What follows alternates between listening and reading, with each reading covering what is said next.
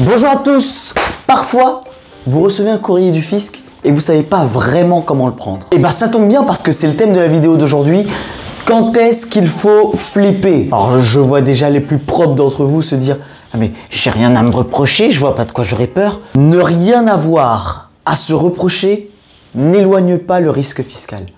En revanche, si vous voulez vraiment ne jamais avoir de contrôle fiscal, ne rien avoir. Ne rien avoir. Ça, c'est la bonne solution. C'est la seule bonne solution. Soyez pauvres enfin. Bien, avant de commencer la vidéo, je vous invite à appuyer sur le pouce bleu, activer la cloche pour avoir les notifications et aussi à vous abonner.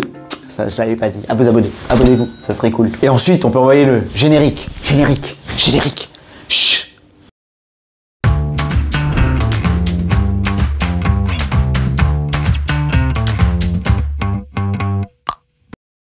Concrètement, il existe 3 types de courriers que vous pouvez recevoir de l'administration fiscale. On va commencer par le moins pire, parce que les deux autres, quand vous les recevez, c'est plutôt tendu. Le premier courrier, c'est donc la demande de renseignement. Oui, et comme elle porte bien son nom, une demande de renseignement a pour objet d'obtenir des renseignements sur votre situation. Bien sûr, ne me faites pas préciser qu'elle porte en pratique sur les aspects fiscaux de votre vie. Parce que savoir que vous faites un régime sans gluten ou que vous adorez les chats, on s'en fout. On s'en fiche. Faut rester poli. Reste poli ici, Didier. Sachez que ces demandes ne sont pas contraignantes. En clair, vous n'êtes pas obligé de répondre. Mais en revanche, tout ce que vous ne dites pas sera retenu contre vous. Et tout ce que vous dites sera retenu contre vous. Alors vous ferez mieux, je dis ça comme ça, vous feriez mieux quand même de répondre parce que c'est ce qu'il y a de moins risqué. Même si, je le redis quand même pour ceux qui ont la mémoire aussi courte que mon générique, à ce stade, pas d'inquiétude.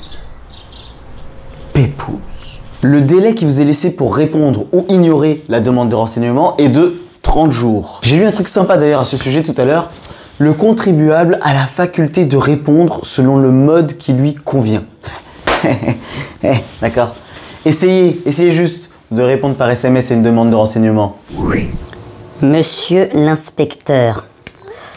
Coucou. Oui. Donc avec la demande de renseignement, c'est très simple. Si vous faites une réponse à côté de la plaque, si vous faites une réponse dilatoire, ou alors si vous ne répondez pas, dites-vous bien que le fisc va pouvoir faire ce qu'on appelle la riposte graduée. Il va passer à l'étape supérieure. On en vient donc au deuxième et troisième type de courrier que vous êtes susceptible de recevoir. Il s'agit donc des demandes de justification ou des demandes d'éclaircissement. Je précise que ces courriers n'arrivent pas forcément après une demande de renseignement. Ça peut arriver en premier lieu directement en réalité. Donc là, comment vous dire?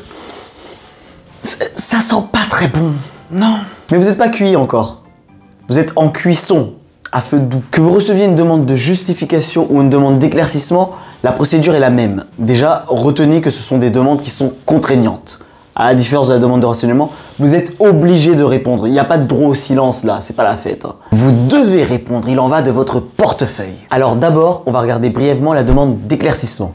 Vous pouvez la recevoir dans 3 situations. Et je vous pose ça là parce que j'ai la flemme de les dire.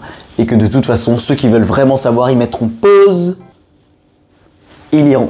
Retenez simplement que les demandes d'éclaircissement ne peuvent légalement porter que sur ce que vous avez mis dans vos déclarations de revenus par exemple. En fait, c'est lorsque l'inspecteur va constater qu'il y a un truc louche dans votre déclaration. Et donc il souhaite éclaircir votre situation. Alors que la demande de justification peut porter sur plein de choses. Mais vous vous en doutez bien, son domaine est exhaustivement limité par la loi. Donc le fisc peut vous envoyer une demande de justification pour plusieurs raisons, notamment au sujet des charges retranchées de votre revenu global, au sujet des revenus ou des comptes que vous avez à l'étranger, et aussi notamment lorsque l'administration fiscale a pu faire des recoupements et constater que vos revenus, monsieur, sont probablement plus importants, légèrement plus importants que ceux que vous avez déclarés. Et là, ça sent vraiment pas bon. Vraiment pas bon. Pour ceux qui veulent en savoir plus, lisez ci-dessous. Voilà, merci. Bien maintenant, ce qui réunit la demande d'éclaircissement et la demande de justification, c'est que ces 2 courriers, ils doivent préciser le délai qui vous est imparti pour répondre, déjà. Et la bonne nouvelle, c'est qu'en général, ce délai, il est d'au moins 2 mois. Et contrairement aux demandes de renseignement qui peuvent vous être envoyées en courrier simple, les demandes de justification ou d'éclaircissement, c'est pas pareil. Non. Recommandé avec accusé de réception. Donc quand vous allez chercher, vous savez déjà que Ah, bonne nouvelle. Ah, ça faisait longtemps, on n'avait pas pensé à moi. Je me répète, mais ça sent vraiment pas bon. Mais vous n'êtes pas foutu. Enfin, lorsque vous recevez une demande d'éclaircissement ou de justification et que vous ne répondez pas, ou alors que vous répondez hors délai, eh bien l'administration fiscale se réserve le droit de mettre en œuvre la procédure de taxation d'office. Et c'est quoi la procédure de taxation d'office, Didier? Je vous le dirai un autre jour.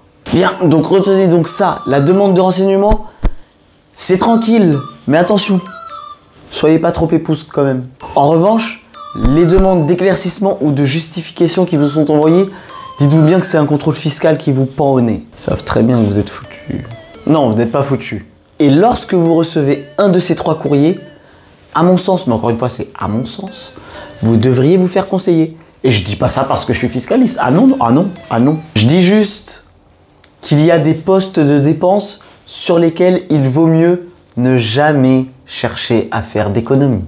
Bien, c'est tout pour aujourd'hui. Vous pouvez donc, maintenant que vous avez regardé cette vidéo et que vous avez apprécié ce que vous avez vu, vous pouvez liker, vous abonner,